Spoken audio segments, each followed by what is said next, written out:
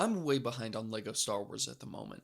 Just today I got my first ARC 170 set, then it wasn't until a few weeks ago that I finally picked up the BARC Speeder Escape from May of last year and Ahsoka's Jedi Interceptor from the beginning of this year. And I got both of these sets for today's alternate build. Initially I only wanted to use Ahsoka's Interceptor for the build, but I couldn't get it done in a way I was happy with, so the BARC Speeder Escape set is lending its parts over to make it happen. Now the alternate build itself is based on this concept art by Jay Blencowe on ArtStation, and it is awesome. I came across it on Instagram one day a while ago and instantly knew I wanted to try and make one. They've officially named it the Low Altitude Support Craft, but that is a bit of a mouthful, so I've taken to calling it the Galactic Marine Dropship. But before we look at the dropship completely, I want to talk about Galactic Marines. Despite being incredibly popular clones, they've never been made in LEGO, at least not yet.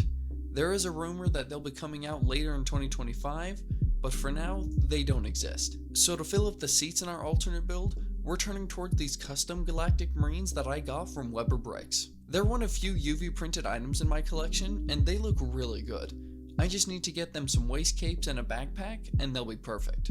They can't go into battle without a commander though, so for that we'll bring in Commander Bakara by Crosshair Bricks. We've looked at him before, so I don't have much new to say about him. He looks amazing, and I just hope that if LEGO makes an official version, they do him justice. But now with this small unit of Galactic Marines out of the way, we can get a proper look at the Galactic Marine Dropship. This is a small support ship with a single pilot that can ferry a team of 4 clones into or out of battle. Now I feel like I say this with every build, but this one was a serious challenge to make. It's not at all as perfect as I want it to be, but I am happy with what I accomplished. Looking at it up close, the front section with the cockpit area uses essentially the exact same construction as Ahsoka's Interceptor, with some modification to allow for the extended body. But the inside where our pilot sits is still the same as that set, as is the way you get inside and take off the windscreen to put your minifigure in.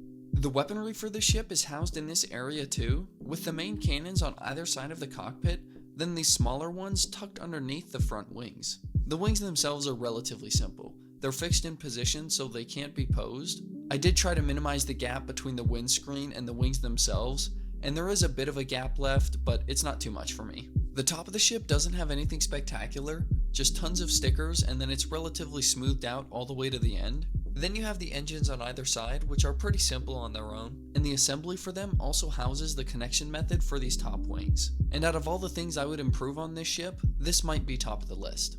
It works, I haven't had any issues with it, but it's not very pretty. I wish I could have disguised the attachment method a lot better so it's not visible to the eye when you're just typically playing with it.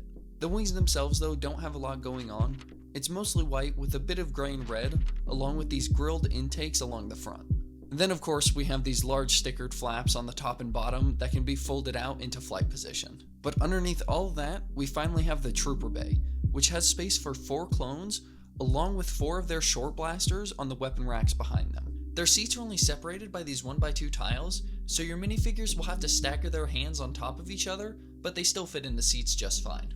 Overall, I think I did an okay job recapturing the essence of that concept art ship in this build, while being restricted from the pieces from just 2 sets. If you want to build one of these Galactic Marine dropships for yourself, I have full PDF building instructions available on my Patreon page right now.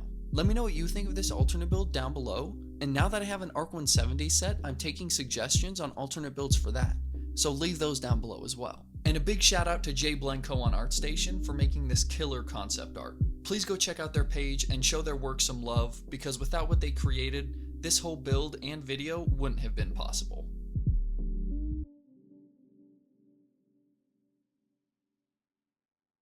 Now that everybody left, I also made a custom pad printed minifigure.